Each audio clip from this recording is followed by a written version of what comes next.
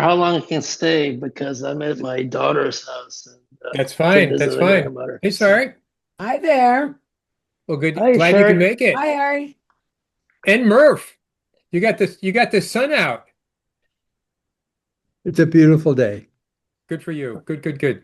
Well, I sent Murph some questions so that other people had sent me, and I think we'll have a few people that are signing in, we hope. But initially I just started off that I wanted to be Saturday morning sitting in one of those chairs talking to Murph, and I knew the chances were pretty limited given where we were. Anyway, so this is what we're doing, and I really appreciate it. And guess what? We got Ted coming in from England, so we're like South Carolina, North Carolina. Harry, where are you? I'm in Maryland right now. Maryland. So I I guess know we're both sides. Hey Lori there, Fictor's Ted. coming in. Hey, hey, everyone. And Hey, Good to Ted. see you. Good to see you. You guys, good to see you guys. Absolutely. been so long since we've seen you. I know it's months. Hey, We, what fun. Well, that reunion was big fun, you it guys. really was. It was. I look back and it was very surprising because I was a bit intimidated to go. And I look back and I feel as I told Murph, it's like it was almost a collaboration in kindness.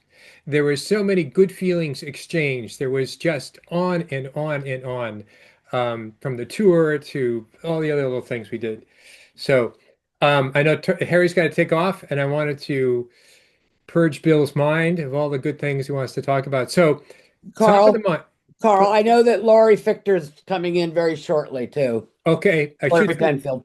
Good. I should see. Oh, I I figured. owe you an apology in that I didn't really stick my oar in the water with regard to contacting people. I could have done a MailChimp and I could have done, but I'm a little bit exhausted with the reunion was a little bit, I mean, it wasn't huge, but I did that a lot and so did Harry and I'm kind of tired. Maybe I'll get back into it again, but I apologize because I could have publicized it better. Yeah, no, understood. You also had to swim back home afterwards, and that's pretty tiring too, from what I hear. Could I give a quick anecdote? Yeah. Yes. I I do some strange things at school, and one of the things at school there is a board that is an opinion board, and I put up a question: Does Hanover High School have a soul? And then stop kids as they walk by or in my classroom. And it's interesting the responses you get. But one of my comments was, I think your class has a soul that was evidenced by the reunion. And if I ask your class, do you have a soul? I think you would answer yes. Yeah, It's becoming an old soul. I think there was a lot of caring reaching across. I would say joy was such a big word of so many familiar faces, and I know we have fewer faces than we did before, but there was a lot of joy there and sadness as we remembered the people that left. But I was really surprised, not so much how it went off as an occasion of the connection of the people individually, and I received it back. I mean, as I said when we were sitting around talking under Pat's canopy there, we had a class of no bullies. I jokingly was going to throw out your name, Ted, or Brian Southworth, which obviously was incorrect, but we were all like kidding each other for like the years we were at school. It was just hard work, but a lot of rollicking fun. So, I mean, I felt sometimes, I guess I remember Paul Matthews, and I'm not sure how well we did by Paul, Yeah. and maybe some other people in our class. But I think generally you're right, Carl, and Bill. I think we're a pretty good. Everybody was. I didn't get any judgmental stuff at the. I think everybody was just looking for positive things out of people, and felt that. People want to say, well, what do you mean, Mr. Murphy? Well, what do you mean? And if pushed, I'll say, no, I don't mean the soul of a body. I don't mean soul music. But the people that I talk to, if, I asked teachers, did the high school you attend have soul? some will immediately say, "Oh yeah, yeah, it was good," and then others they think about it and well, maybe, yeah, I guess. I think it's another indicator that if you have to think about it, the uh, the people that went to a school or camps, I ask about camping, and oh yeah, that Camp Coniston that had soul, uh, and I think then I have a list next to it. Would our soul be better if, and then listing off things that we could do to pick up after yourself, hold the door for somebody, say please, thank you, compliment somebody, show interest, listen to somebody. If you did all that, uh, would it improve the environment? And I'm doing that because I think it would. So, And I think soul has kind of can have a broad meaning in this sense, but I think soul is driven too by what we're dealing with in our lives, in our country, um, around at home, around us. And our time in school back then was so different than what obviously is going on right now. Um, my own daughter being a teacher, currently on a leave of absence due to a mental health issue, because of No, teaching no. third graders that are completely out of control, not taught anything at home as far as respect. Um, but so I digress a little bit, um, but I think the soul of our class was very driven by what were going through at the time. I think you're right. Actually, that's right on, sorry, because Bill is going to talk about education. How appropriate, huh? But one thing that you said in the tour, Bill, that you could have gone on a lot farther with, but I mean, we had to get on to the next thing. We asked about the Pledge of Allegiance. People stand for that, or school prayer, all these things. And I wasn't expecting an answer. I wasn't, it wasn't, oh, they've changed this. That's too bad.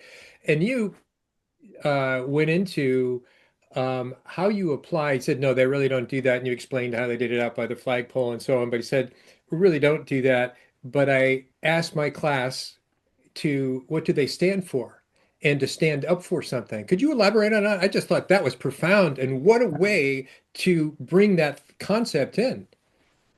well, if for those people who didn't hear the conversation, it was the state of New Hampshire in its wisdom said you have to allow for the saying of the Pledge of Allegiance each day. So when it came to the staff at Hanover High School, we said, oh, we could have it out at the flagpole at 8 o'clock in the morning at 20 below in January. That's not going to. Oh, we could have it at the end of the day when the last 10 minutes of the day, while the kids are rushing off to the bus. Oh, that's not going to do it. And then the suggestion was the obvious. We'll have it at the beginning of school, and the assistant principal will lead us. And almost immediately, I figured the assistant principal has far more things to be doing that he's not going to sign up for that. And so he did. He didn't. And he came to me and he said, Bill, will you do it? And I said, I'd be honored to do it. And so at 8 o'clock in the morning, and it was an amazing time because all of the clocks in the school were run by batteries. And if you can imagine the variety of time that existed in the school. So I would start by authority time. It is now 8 o'clock. So if you want to adjust your clocks, you can adjust your clocks. And then I would say, would you please stand for the Pledge of Allegiance? I pledge allegiance to the flag and onward.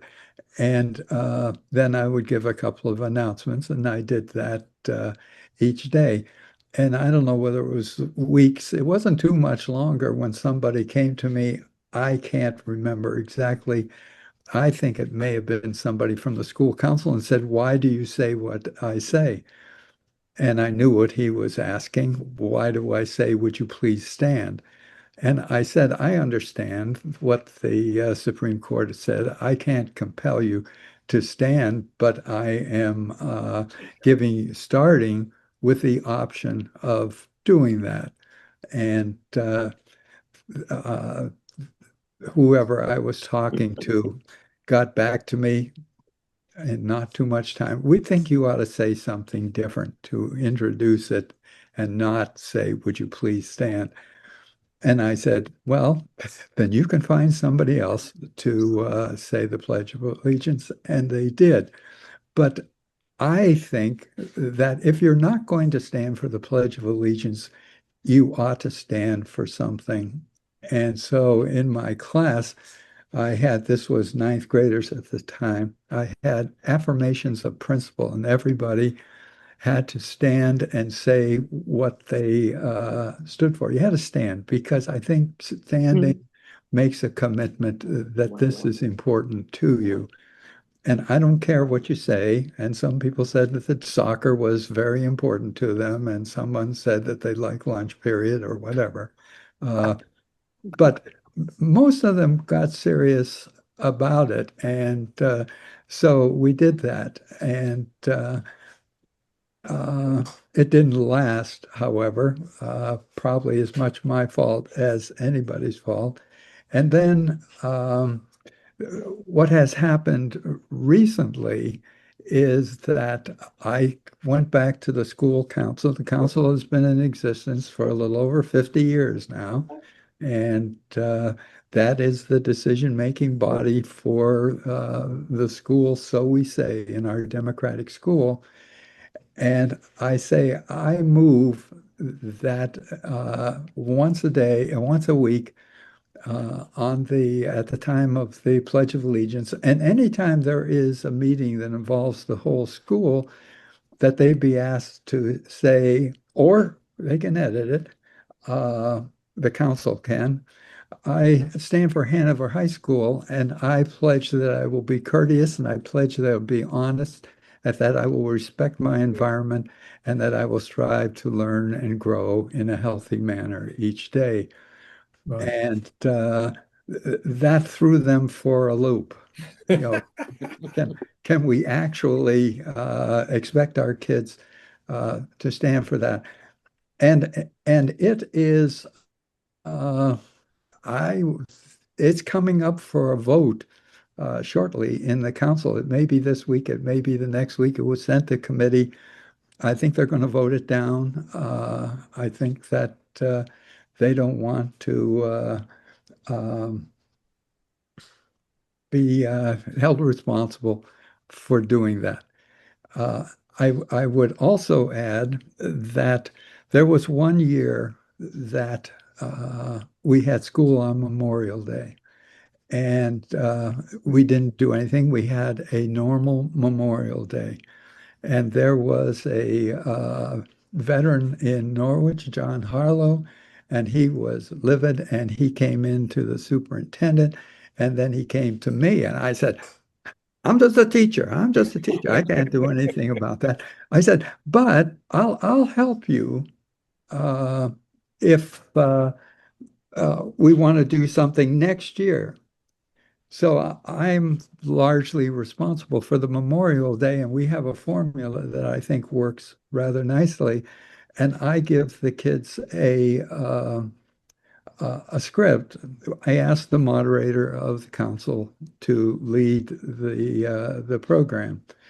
It's going to be successful because our band is outstanding. It's going to be successful, and that's what we start with the service music, and then we end with the chorus, and they're awesome. So it's guaranteed that we're going to have a good program. But then the moderator says, surprise, have you heard this before? Would you please stand now for the Pledge of Allegiance? It is common to take your hat off and to put your hand over your heart. And I pledge allegiance. And he does it. And I don't see people not doing it. Everybody stands, Mm. everybody pledges. And now will sing the national anthem with the chorus and band, and they sing. The kids can do it. The kids are willing to do it, but I still would like to challenge them to, yeah, that's my job as a social studies teacher, or any teacher, I guess.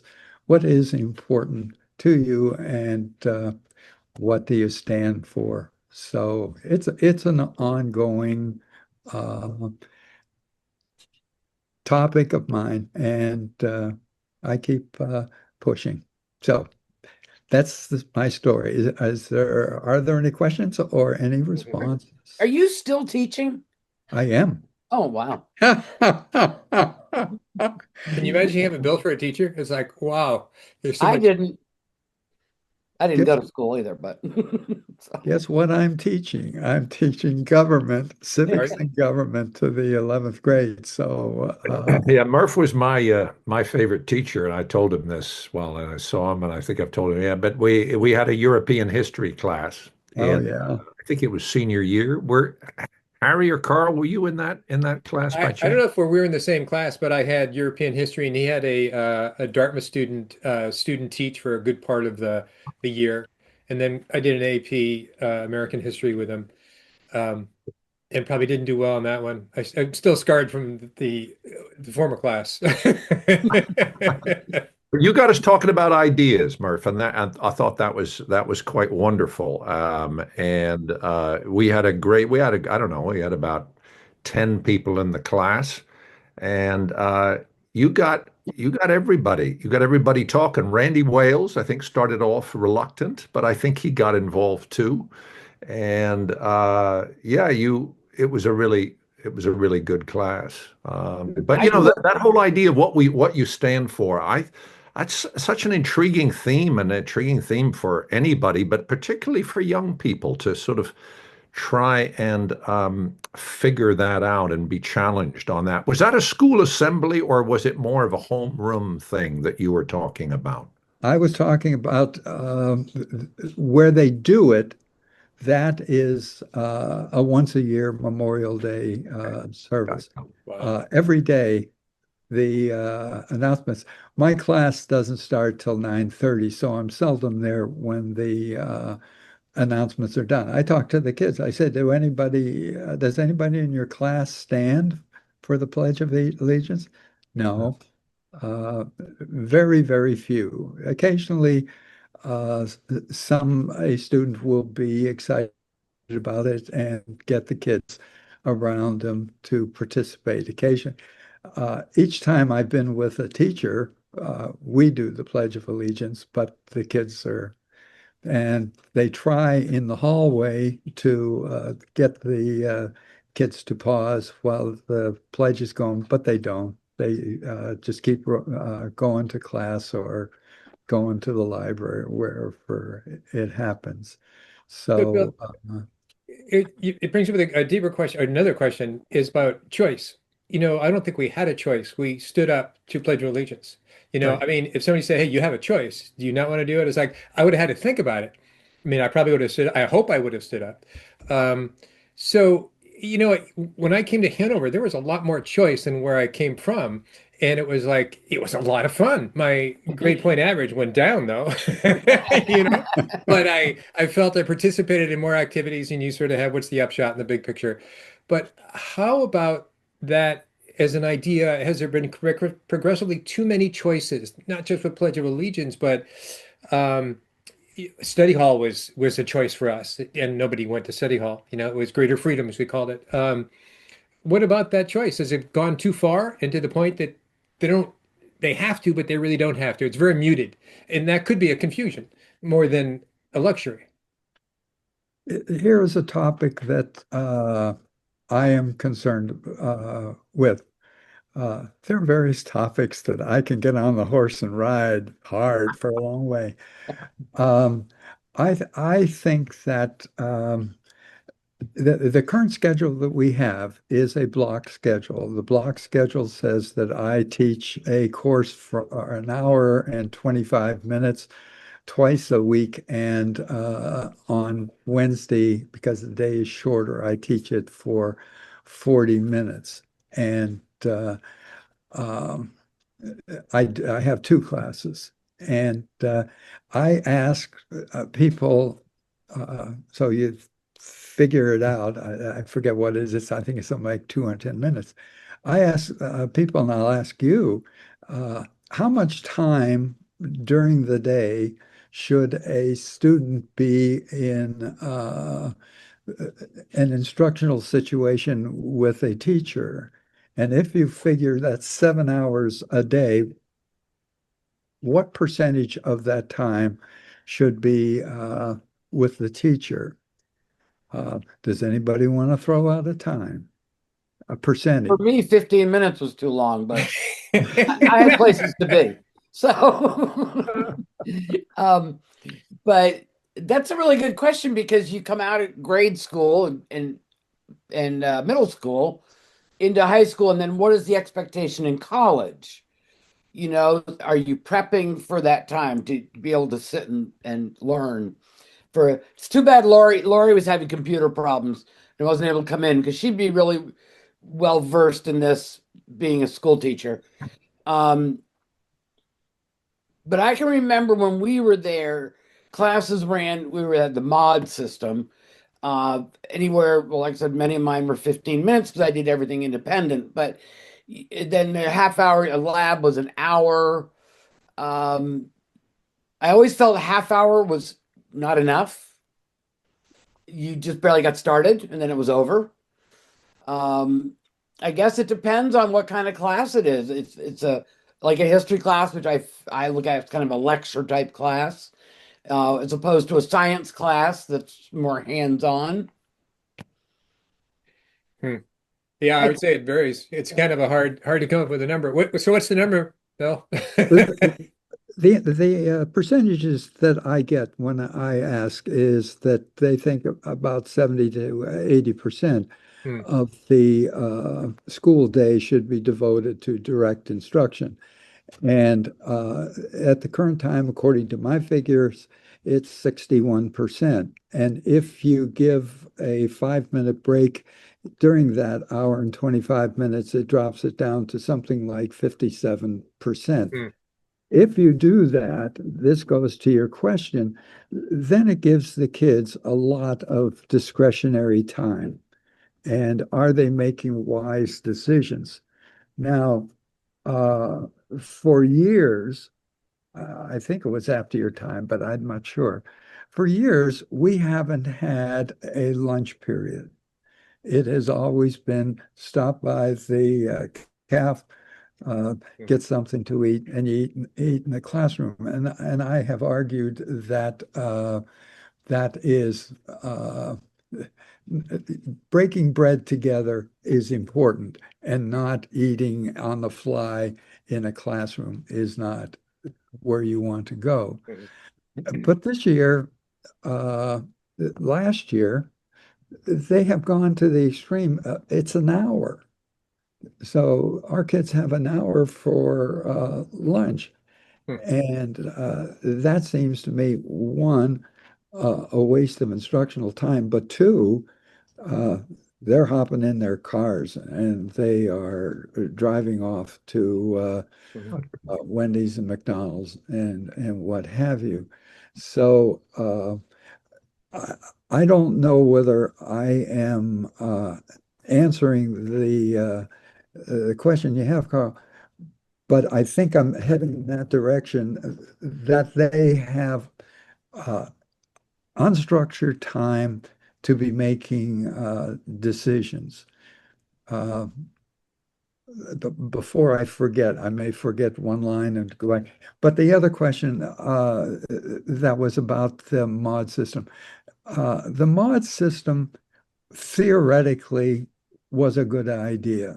That I taught a seminar class for, I don't know, it was two mods, maybe half hour, which was basically to check in because you're working independently, you have a reading list, you have things that you need to write, and it's sort of like office hours. Let me know what the problems are that you're having. But every time that we do that, students and particularly parents abhor a vacuum Mhm. and they'll fill it up with other things. Uh, and so what happens is that you get all sorts of you get a lot more classes. You've got time, so you schedule more classes. You can expand your athletic program. I say it's okay for me to uh, be careful of my time, but how about the basketball program? Are they worrying about how about the drama Yeah, program? Are yeah. they worrying about it at the same time too? It seems to always come back to the academics. The kids are stressed. You need to ease up. Well, why are they stressed academically? Because those who are serious fill them up with extra classes. But it also spills over. I am concerned that uh, the uh, the length of time that a team will practice, the caliber of the drama program, spring musical that they will want to Mhm. produce, um, is excessive. And then they say they are stressed. So I'm worried about that. And also, I will come back to the basic question.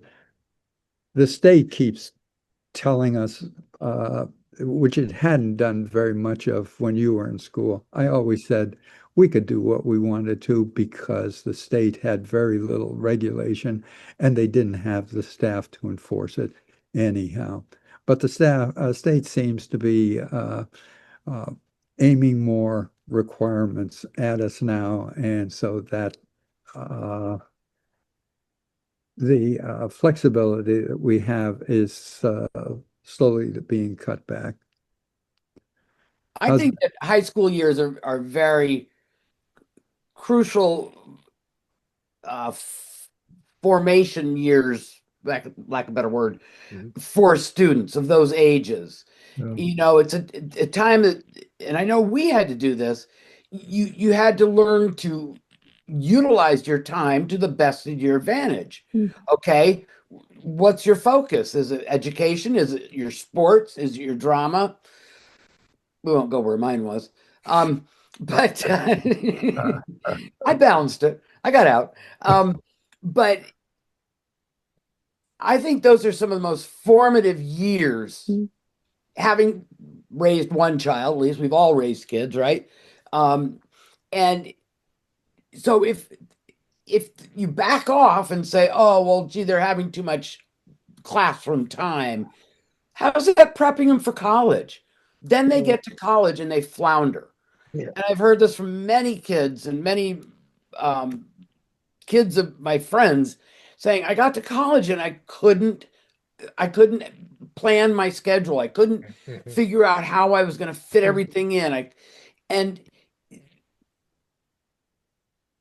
it's I think high school, look at us. Look at us, just the four of us sitting here.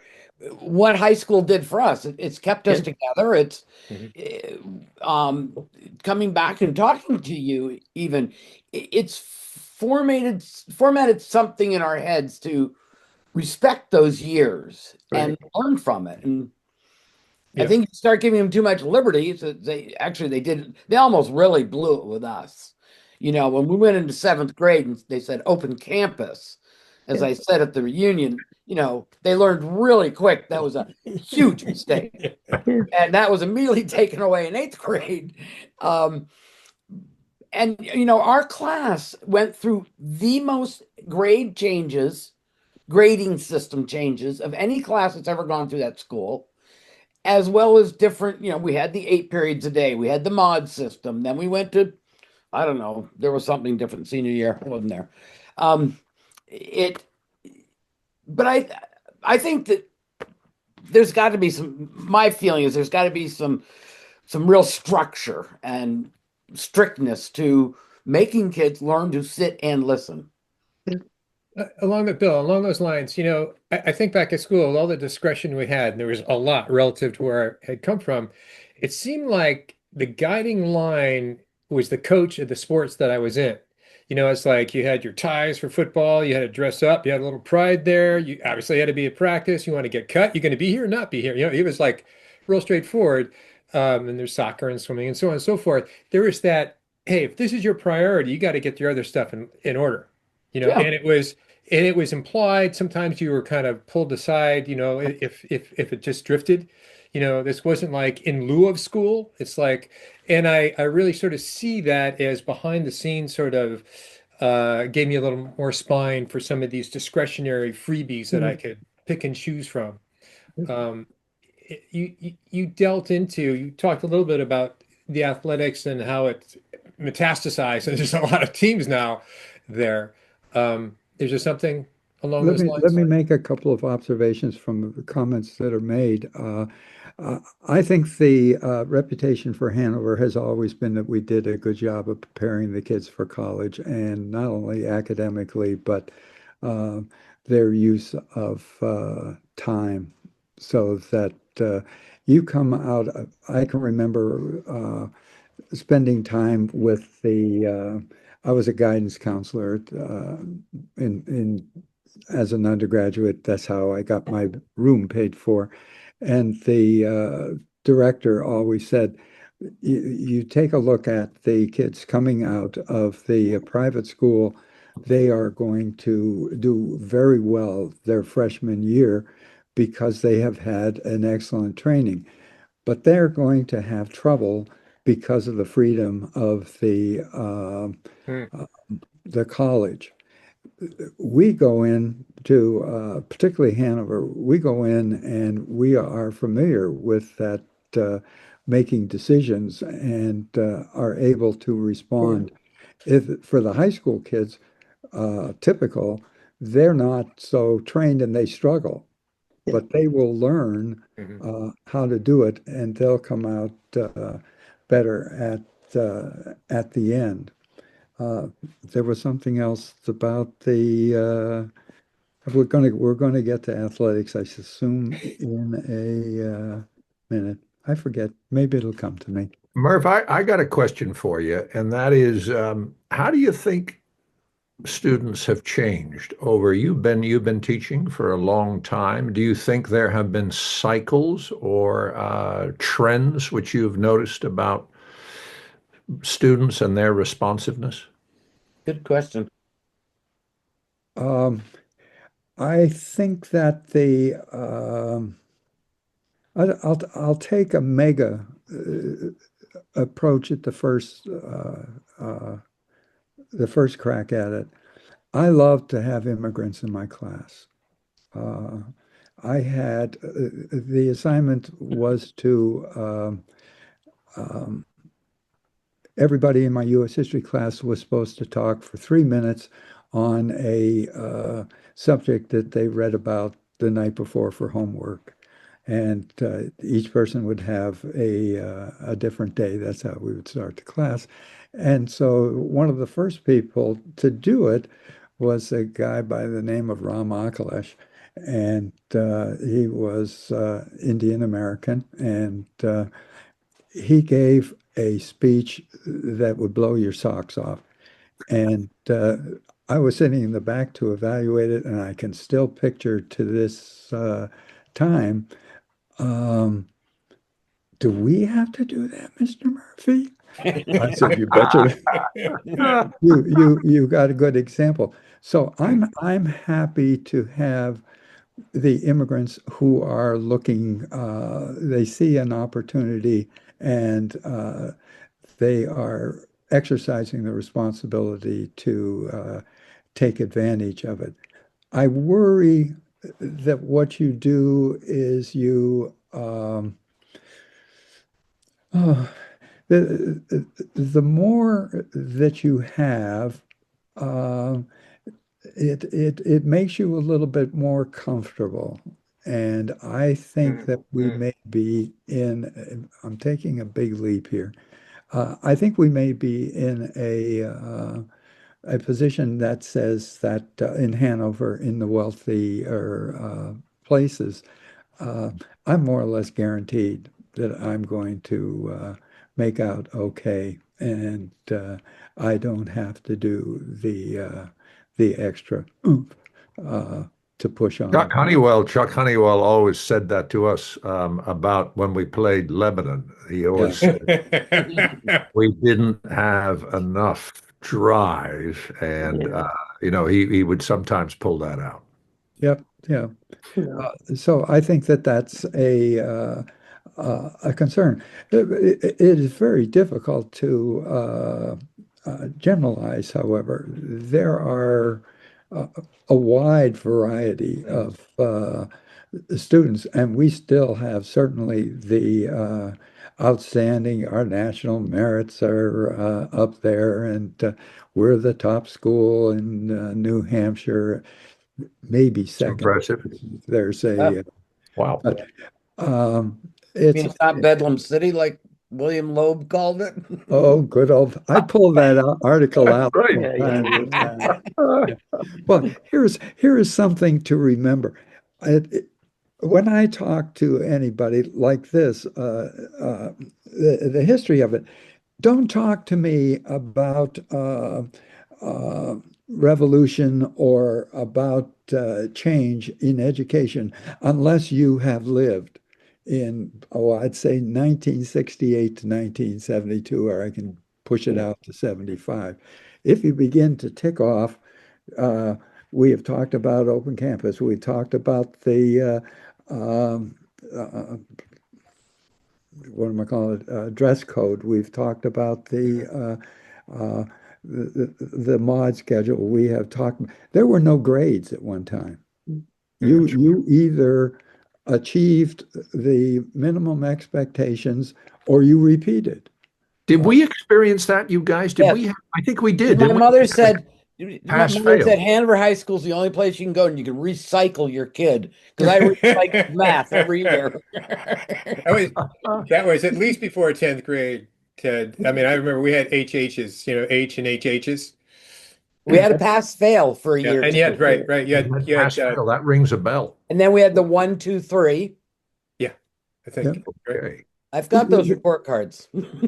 Think about what I think each one had a lot to say for itself, but to do it all at once, that was unbelievable. And I still obviously talk about, and when I say to the kids that we didn't have any grades, fast, you remember John Hutch was the one who was able to carry that on, read your contract, and if you completed your contract, you succeeded. If you didn't meet your contract, go back and start over again.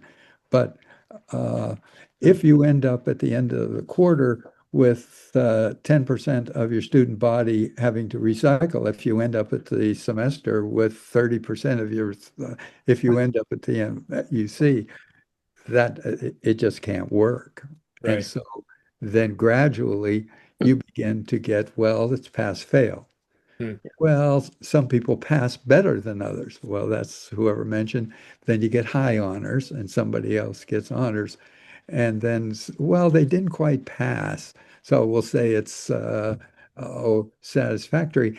And then somebody says, well, doesn't that sound a little bit like A, B, C, D? And oops, uh, we're back to it. Back to the cycle. What are they using now? What's the grading system now? Grading system is A, B, C, D, no credit. And Big circle. this is a grades weekend actually. It is. I am teaching lower level kids. I got to come up sometime with a better phrase for that, and I thoroughly enjoy doing that. I thoroughly enjoy it because I don't have parents arguing about whether it's an A or an A minus. They're looking for credit, and that's a great opportunity for me to have some fun with the kids. But Sometimes when I'm talking to a group about education, I say when I started at Hanover in 1961, the principal had a secretary, the assistant principal, who was also the guidance director, Paul Stimson. He had a secretary. There was a librarian. There was a Mhm.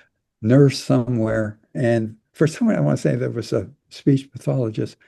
Um, Everybody else was a classroom teacher. Mhm. You come now and look at our staff, that by far the largest department in the school is special ed Mhm. or some sort of counseling or some sort of remediation. So they're the people that come and talk to me. And I have a total of 21 kids between the two. Mhm. 17 of them are on a IEP or Yeah. a 504 plan. Yeah. And also, and this gets back to Chuck Honeywell and football. And I think it's also 17 of them are males.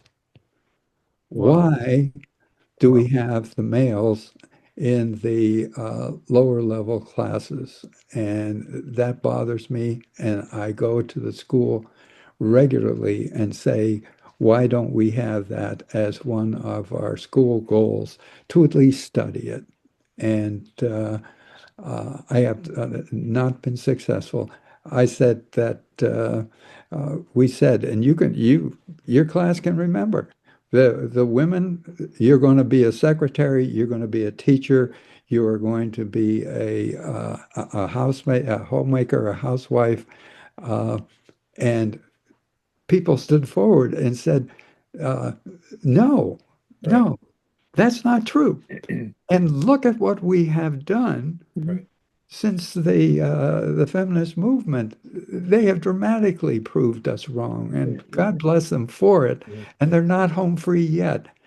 Uh, but the if I tick off the statistics, if I keep a record, if they I used to keep a record for when they did the honor roll, high honors, etc. They don't do that anymore. At least they don't publish it.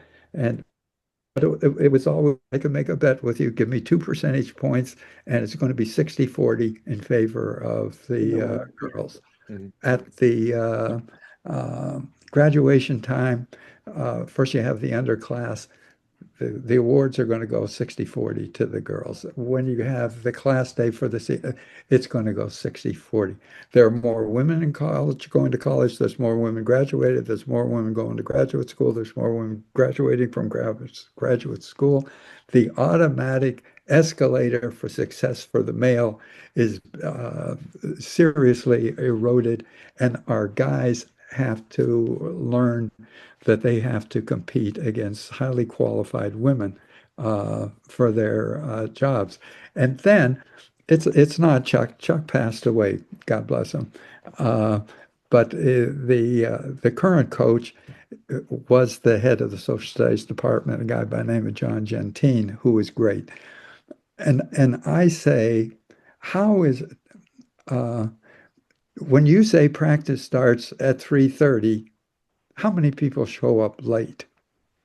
None. How many people say, I've got to go to the bathroom, coach? How many people say, can I go get my water bottle filled? No, they don't do that. The guys can have the discipline if we can set up an instructional situation in which we can expect that behavior. Uh, I think we didn't really expect Hanover, I think, was a little bit unusual because our women did do. Now, I'll go back to a conference. I can remember a conversation that I think was Lillian Bailey had with the guidance, and no, they and he may have even referred to him as girly girl. Uh, they're going to do okay at the uh, homemaking. They're going to do okay at secretarial school. I Not gonna happen today. Not gonna happen today. well, And I have this kind of involves sort of the evolution of what's offered in schools, and when we went to school, we took typing, we took home ec, sewing. One of the most influential teachers on me was Chuck Bohai. Affluence and poverty class I took with him. And I can still remember him making us live on 63 cents a day or 36 cents a day, I think it was. We had to do it for a week of food for food. And, how did we get through? But those classes have dropped by the wayside I don't know about in Hanover, but in many schools. And now I'm hearing, and I've seen it in Vermont, where I lived, for 50 years, schools are slowly starting to bring it back, but teaching basic life skills like balancing a checkbook, which I Yeah. have yet to do to this day. I figure they pay people at the bank to do that. I never learned it, but teaching them to do their taxes, how to buy stocks, um how to sew a button on or whatever, basic fundamental things in life. And yes, some of things are learned at home, but um I just wonder if there's ever that conversation going on to step back and teach these kids, or is it happening? the state of New Hampshire now requires it that in order to graduate, you have to take a personal finance Oh, class. Good to Uh, know. so they Can I are take it? responding to that. There's also at Hanover now, if you want to do woodworking, if you want to do an engine repair, you go over to the Hartford Votech Center. You go over in the morning and take the class that is going to take you 3, 4 hours, whatever. And then you come back in the afternoon and take our class. But there's been a beginning of a grumbling that says that we ought to have a basic woodworking class or what do I say, a self-maintenance class that you Yeah, can yeah. get by with. And I haven't heard it yet for the what I want to say, life skills, but there probably should be one too. If you want to be a somebody who works in high order mechanic, well, yeah, go over to Hartford. They do an excellent job over there. But everybody should have that basic understanding. I agree. I agree. What a gift that was, by the way, at Hanover to have wood shop, and I did 3 years of car. I wanted to connect some thoughts between Ted and Harry. Harry's mentioned about Vietnam. We were kind of, 75 is really at the end of Vietnam. So No, that was in the, I still have my draft card somewhere. yeah, do you really? Wow. No, yeah, because it was used, I think until sometime in middle of 75, if when you turned 18, you had to get a Right, draft card. right, right. Yeah.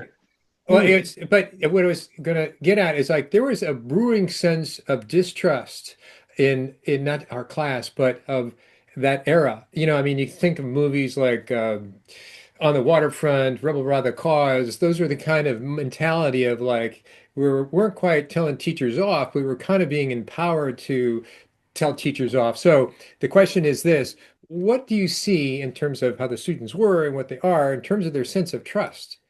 And I think that distrust, I mean, it's currently prevalent in our culture, but it sort of was rising through school. We were obeying, but not really. We were given choices, and I think there was something questioned there.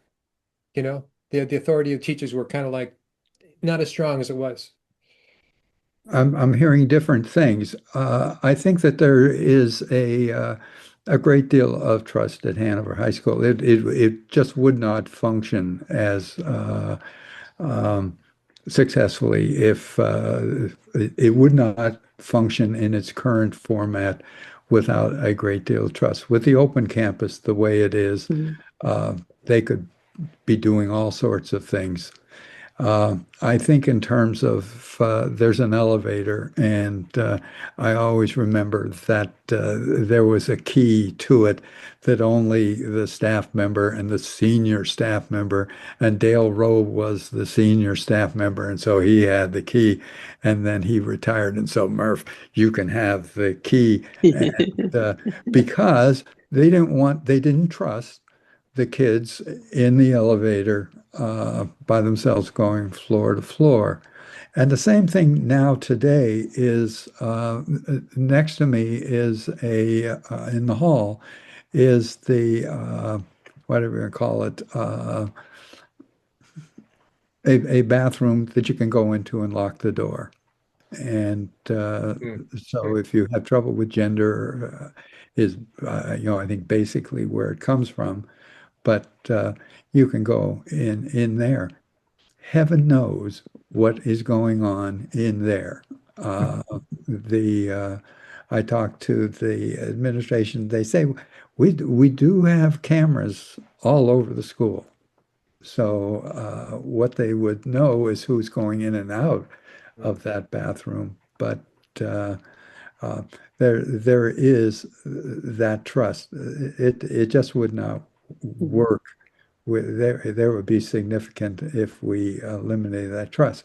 Now, having said that, as I'm talking, oh, it just upsets me greatly that we have somebody sitting at the front door, we have somebody sitting at the back door. In order to get into the school, you got to buzz your way into the school, you buzz your way in, you sign in, sign out, that.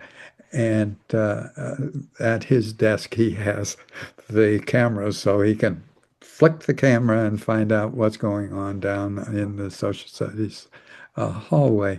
Uh, that bothers me a lot, number one, because I don't think it's effective. I think that if somebody wants to come in and kill us, they can come in and kill us.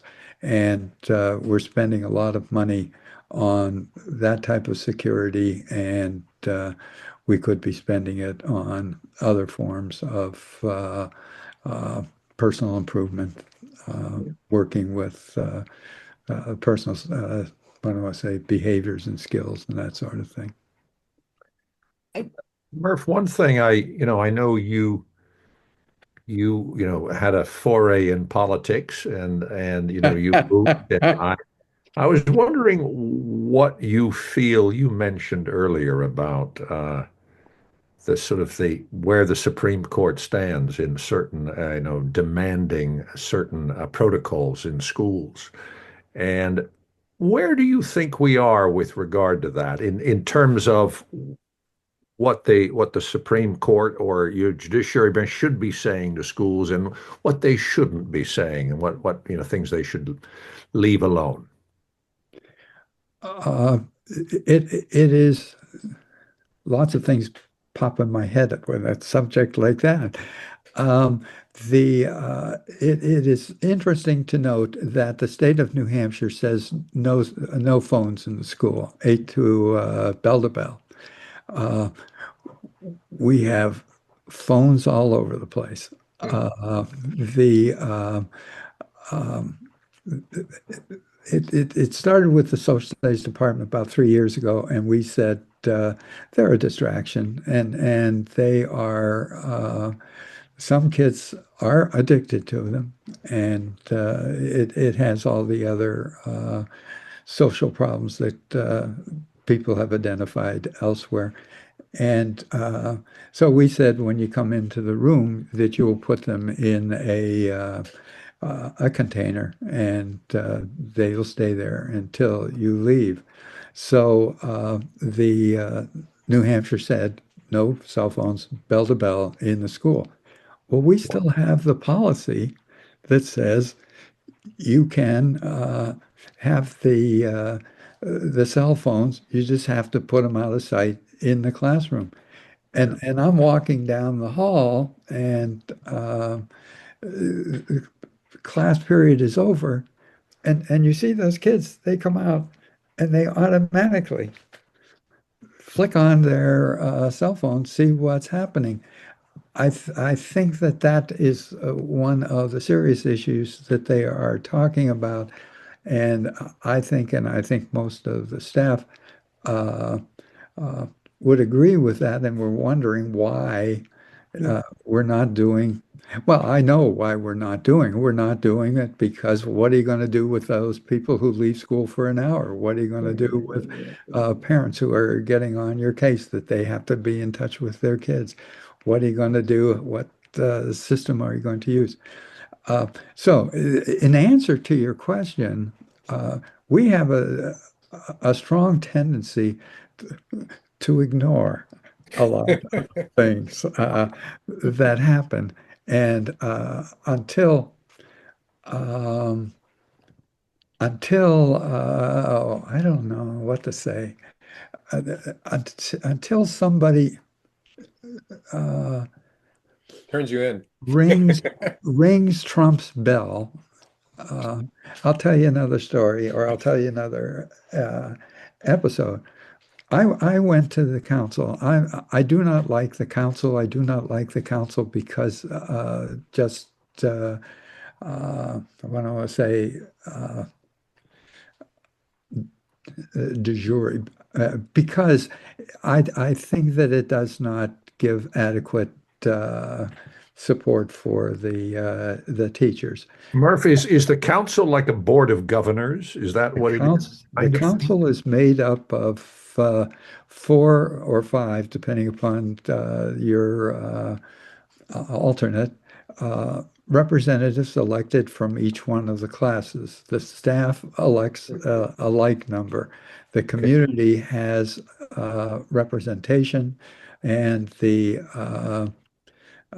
administration is there, but they don't have representative per se. And there's somebody from the school board who is there as well.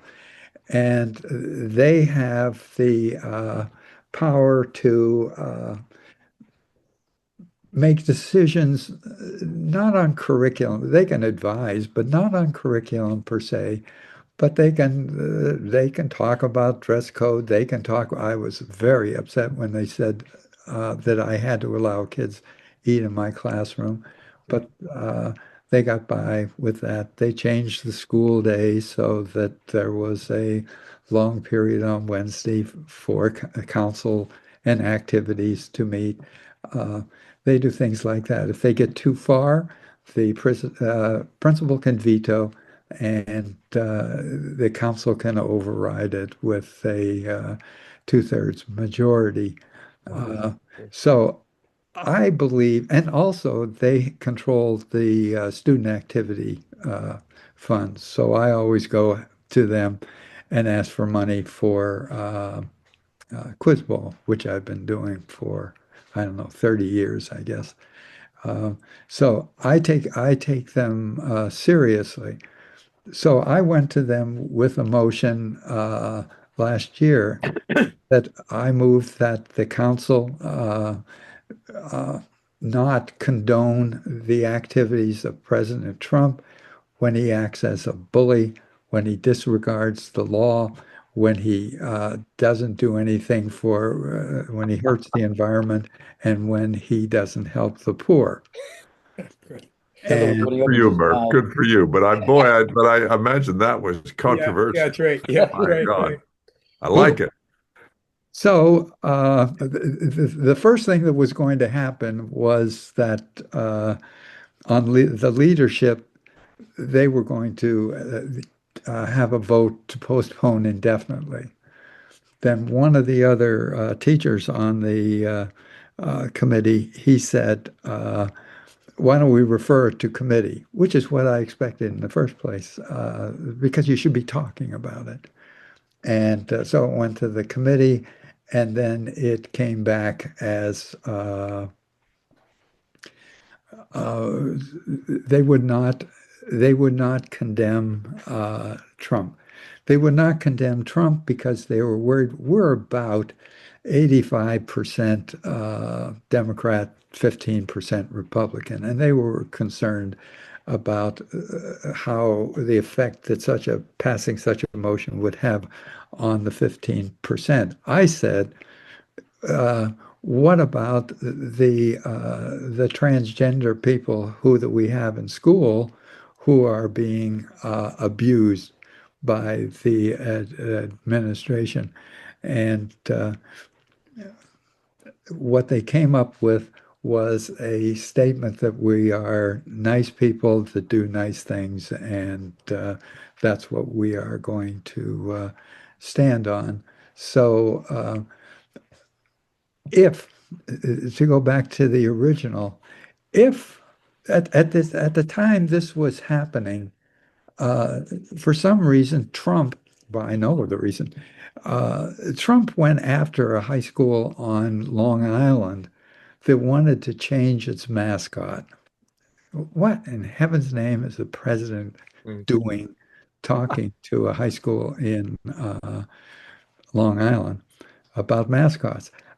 I can imagine that if we had made an issue, I can imagine, accepted my motion as is, and that got publicized, that type of thing could attract a lightning bolt, which could cost you a lot of legal fees and adverse publicity. Mm. So there is always that issue. Every time somebody stands up, the government's response is we're going to sue you, and then the cost of the suit is such that it discourages anybody else from doing it.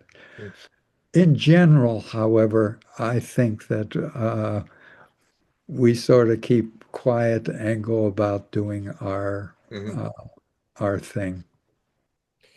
Murph, I have a question about education in the sense that we did term papers. I did one for you, and I still remember it. And you probably still have it with okay. But I also did one for Chuck Honeywell after I broke my arm. It's like what that meant was you're going to spend a week or a month in the stacks of Dartmouth, which we could get into free at the time. It was like a one-way, you know, in lieu of dungeon, you're going to do a lot of work on your own and come up with whatever the issue was. Do they do that anymore? And I mean, now you have, you know, well, forget about Wikipedia, but that was the beginning of, I'll just grab that information. It's almost pre-written. And so what are the standards for all this other sources of information? How can you even verify that Johnny did his paper? Or do they do papers? You know? Well, you've identified at least three different issues. First of all, we did the research. If you ask me what is the most valuable thing that you did as a teacher, Bill, I would say it was teaching that research paper. And this sort of uh, moves into what we were just talking previously. The research paper was a long-term attempt to solve a problem. Does that sound familiar? Solve a problem, and you're going to solve a problem by establishing criteria that you are then going to pursue to see what the data says. Any number of times I said, I don't care what you think. I don't care what you believe. That is not the function of the research paper. The research paper is to go and, according to these criteria, uh, look at the data to see what the truth is. And I think that if our leaders had taken that research paper, and I think we would be better served for it. And the general uh, topic of today, us getting together, and it's awfully nice to see you folks, and I'm glad you gave up some Sunday afternoon time. Uh, but if I wanted my brother, the staunch Republican, how am I going to have a conversation with him if we are, he's giving me the Fox News and I'm giving him the PBS News.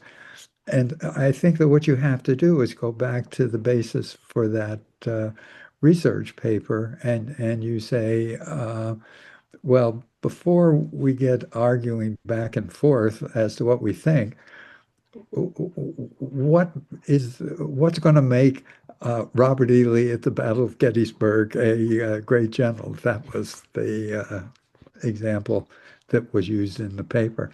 Uh, what criteria are you going to use? Is the tariff a good idea as Trump is using it? Well, what would make it a good idea? How would we know that that was being successful or not? And once we can get an understanding of from the standards that we're going to use, then we go and take a look at the information that we have.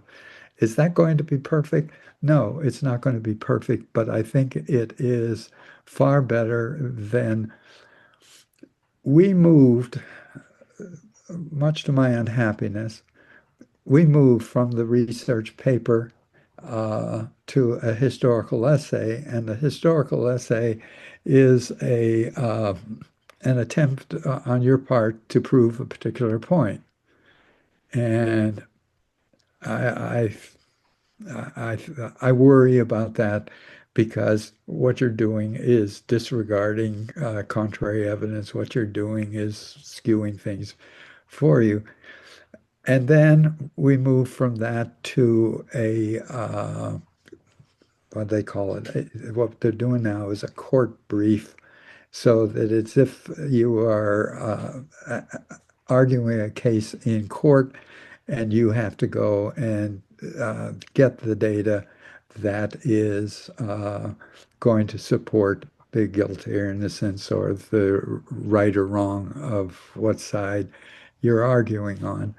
And that's better than nothing. And I might say Hanover High School won the state of New Hampshire mock trial competition, went out to, I forget, New Mexico and participated nationally last year, which was good for Pam Custer, the teacher that did that. But I think, again, going back to the research paper would be good. I did the research paper, introduce it the first quarter, outline it the second quarter, start the research and writing the third quarter, finishing it up the fourth quarter, defending it in the fourth quarter. The history courses are now a semester. So you would take a semester of history up to the Civil War, say, and then you take it from the Civil War to the present, which means you may be changing a teacher and approach to the research paper. And so to do it like I outlined in one semester takes away a lot of the coverage that you would normally have in American history. I, I, as I'm talking, again, you people are very patient. Uh, I do Quiz Bowl, and the question, if the question is about Greek mythology, if the course is about, the question is about uh, Loki or the Norwegian myths or something like that, I say good. If it's about American history, oh my golly, we don't do very well on American history. If knowing, meaning knowing the data, is important, we don't do particularly well. I don't know how America does, but we and I guess I would say that we're weak, which introduces another dimension, and I should keep quiet and listen to you guys for a while. Uh, is it, and we haven't even touched on AI yet. Um, Part A1. two. Well, I'll be quick with the one and then switch over to AI. The I think the brain is a muscle. The brain is a muscle, and if you don't exercise the muscle, then you are going to have a weak brain. And I think memorizing some data, knowing some data, is a legitimate exercise of that muscle and is good. Okay, switching to AI, I I take a cop out.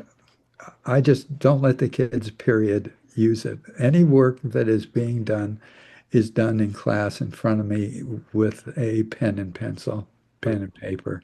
Uh, Kudos to you. I just don't. There is not a foolproof system yet Mhm. uh, to know whether they are. I operate in terms of light bulbs. One event happens, and then it explains a lot. And I'm with the Quiz Bowl, and we want to go to the national tournament. And there is a person in town, Dorothy Byrne. If you haven't heard of Dorothy Byrne, she is the fairy godmother of all causes in the Upper Valley. Her husband was very rich as Oh, a, Jack Byrne. yeah. Yeah, I knew. I lived next door to him for a long time. Oh, and so there was somebody, another co-advisor, and they said we want to go to Atlanta on this day, and we're looking at this amount of money. Uh, uh, Siri or whoever it is, write the letter, and they wrote the letter. Ah, And it's in minutes, if not seconds. And then as they were walking out the door, the guys helping me, his name was Chris. Uh, the one kid says, "And write an ode of thanks to Chris." And in the process of just walking out the door, AI had generated an ode to Chris for what a great teacher he was. Uh, no, it has potential. I'm just very worried about the downside that goes with that You're potential. worried about the brain muscle, Murph, I think, which is a valid concern because if yeah, nobody's using the damn brain muscle to put together sentences and for sure, paragraphs, for thinking, sure. nobody's doing thinking. Yeah. But and that That's goes amazing. right at the top of our country. Yeah. Yeah. Yeah, But Well, I I I I agree. say half in jest, but I'm obviously repeating it. I think we've got the president we've got because of the failure of social studies teachers. Why should any if there's anybody out there who wants to support the Trump, Carl is glad to give you an equal opportunity to express mm, your position. Because Uh, I remember talking to you about civics, I think, because you taught civics. I think that was sort of one of your themes, and, in terms of institutions, governance, sure. uh, local versus national politics. You taught a lot of that stuff, and you have I think, a very acute sense of how that is threatened. That's what I'm going to do tomorrow morning. excellent. Um, I like, again, teaching the classes, teaching the kids I do, because what we're going to do tomorrow is watch the episode Shibboleth of West Wing. I think you get, Wow, intriguing. and every Monday we watch an episode of West Wing. The kids write a worksheet on it, and we talk about it. I think that the attitude towards American government is so negative that to be able to show the West Wing is a positive testament to what government could be. And so that's what I am trying to do with these kids is to try to have them a more positive attitude towards it and involvement. I said to him the other day with a little bit of heat in my voice, I said, "You guys are the leaders of tomorrow. It's up to you. We're not leaving you a particularly good situation, but you've got to go out and get involved. You may run for school board. You may run for the rec committee, for crying out loud.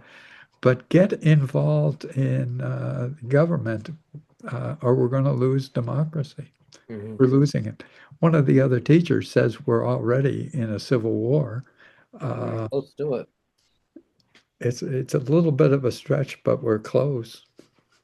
Bill, in Yeah. terms of the average student, something a little more mundane is like, do they carry around laptops or notebooks? Do they have notebooks? I mean, we used to have, all the stuff we had to carry around. School gives them a laptop. And so they So, carry it from class to class to class in their yes. backpack. So everybody has a laptop. Wow. They get them in first grade, Carl. Wow. My daughter teaches third grade, and they all have them. Amazing. Yeah, And the school provides That's right. That's right. yeah. amazing. So Well, I have kind of a final question. Then I gotta go do some things. Get ready for eye surgery tomorrow morning. Oh boy. Good luck.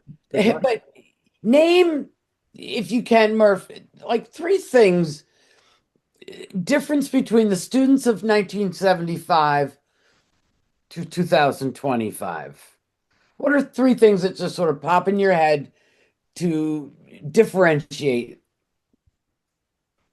First of all, that's difficult, and they don't pop into my head.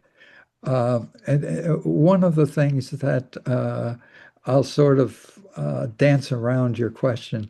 At Hanover High School, we have, at Hanover, New Hampshire, Norwich, Vermont, we have basically pushed out the blue collar workers Hmm.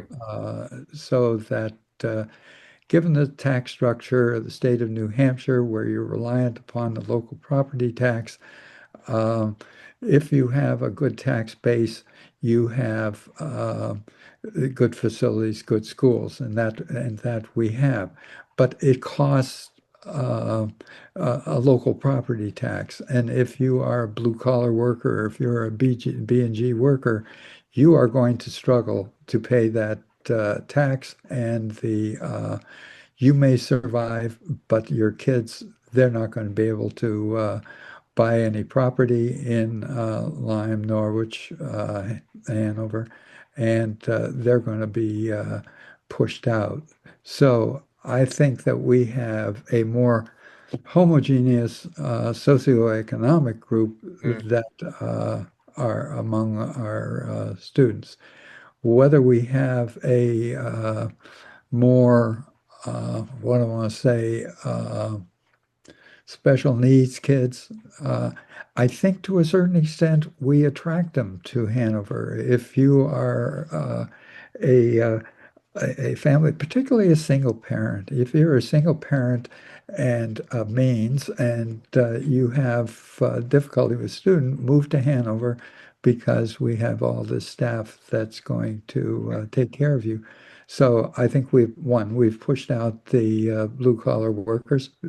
Two, we've encouraged in the special needs students, and I got to come up with a third. Are they Um, more critical thinkers now than they were back then? Are they more expressive, More optimistic. optimistic?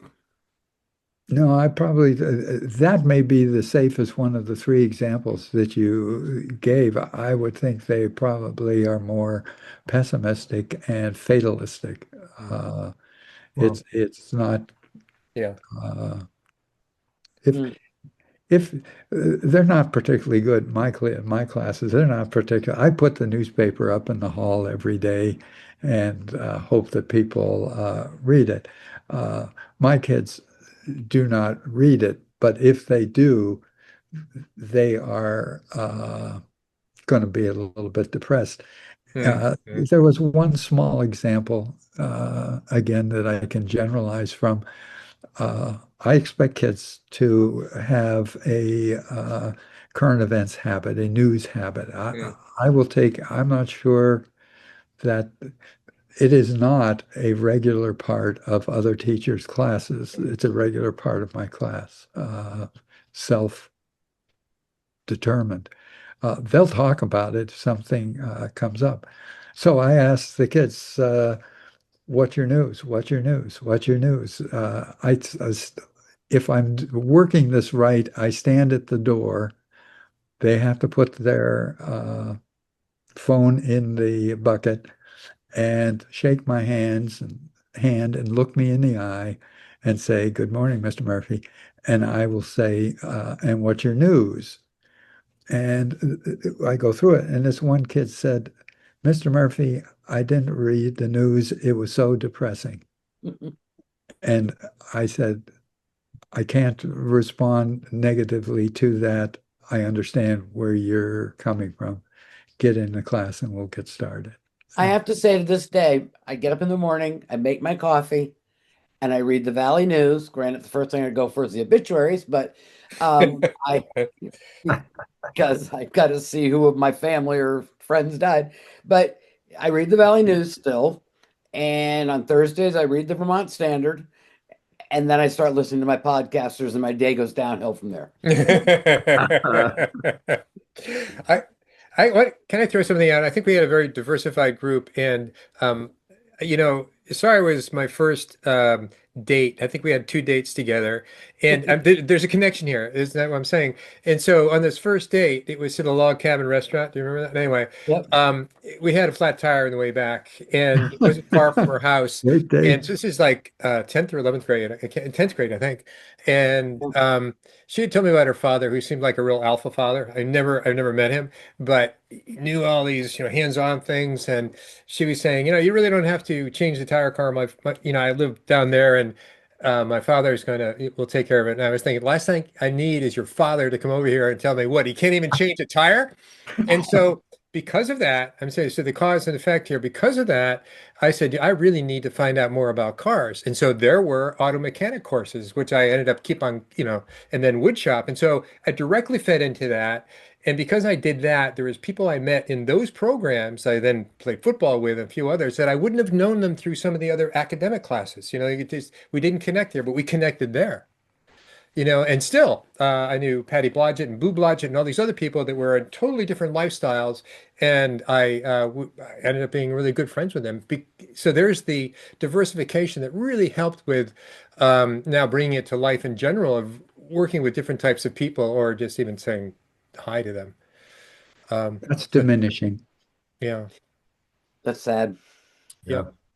You guys, I got to run. Yeah. But this was a real pleasure. And Got to be past your bedtime over there, Ted. Yeah.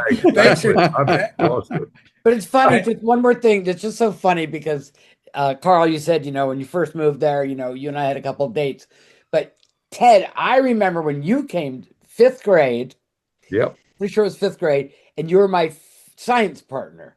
And our first assignment, I'll never forget it, was to draw what a human would look like with no bones.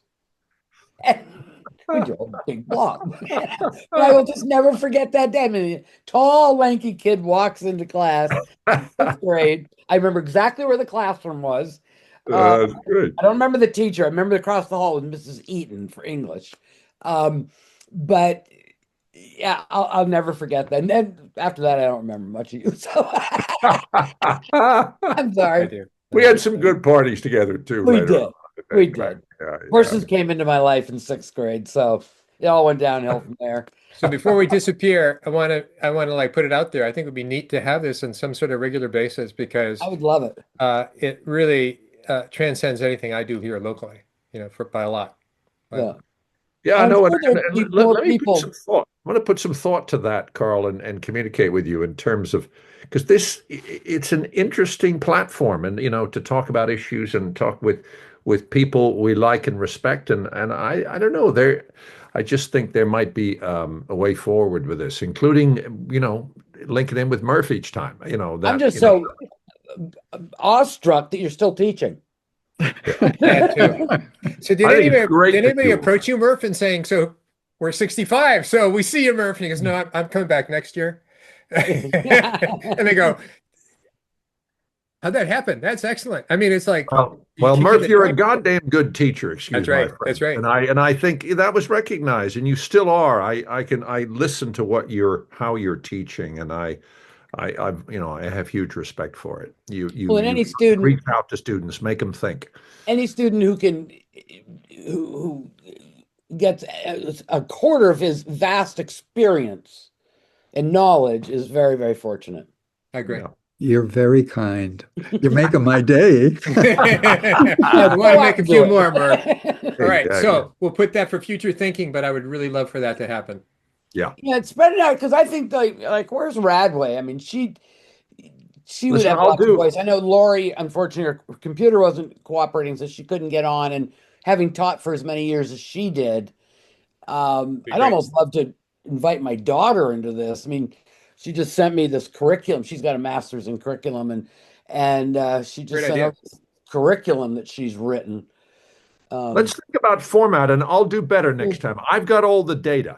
I've got the email data, but I can't, Okay. I think we agreed that it was we had to keep it really quite, for data privacy and all that sort of thing. Yep. You have to be careful how we use it. Also, the And- other parameter would be how big can this is pretty. Yeah, it's true. How big can it get? Yeah. That's true. Can I interpose here for a second? One of my big pushes is for greater contact between the school and alumni. I have requested this year that the school board consider the hiring of an alumni director who might also double as a public relations person. I think that they ought to come up with a master, as much as they can, email list or contact list so that you keep informed as to what is going on in the school. And the selfish part of it, from my perspective, the school perspective, would be that we could draw upon your wisdom, your experiences, and there are so many other things that I think can be positive from meeting and talking with groups like yours. Absolutely. I think that's a great position. Hope it comes about.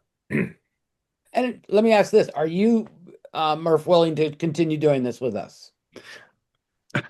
Anybody that knows me knows I love to talk. Looking forward to it, Murph. Looking forward to me. it. Okay. We all Oh, good? what a pleasure, you guys. Thank you, Well, Carl. maybe Thank you. on your issue, Ted, of the email list and keeping it kind of private is reach out to the people who did respond to this one, who said that, like, I think Martha Wilson, Yep. Laurie, and then just sort Becky of let it go Thompson. by word of mouth, maybe is the way to, Yeah, so it that's doesn't explode in size too. yeah, it's true. I was thinking about that. For instance, Ted, I was thinking about, do I send Ted another email? You already heard it, smart guy who'll want to do it or not, so I didn't push that. I just kept it as a Facebook post, trying to be cute. And those who are interested, they'll come, and those who aren't interested will be annoyed. The most of, in terms of recruiting for the reunion, I think, and actually communicating with classmates, MailChimp was okay, but the most successful was blind copy emails with a smaller group, in groups of 10. Yeah. That was our most effective way of communicating, I think. Interesting. Good insight. Good insight. Yeah. Yeah. Yeah.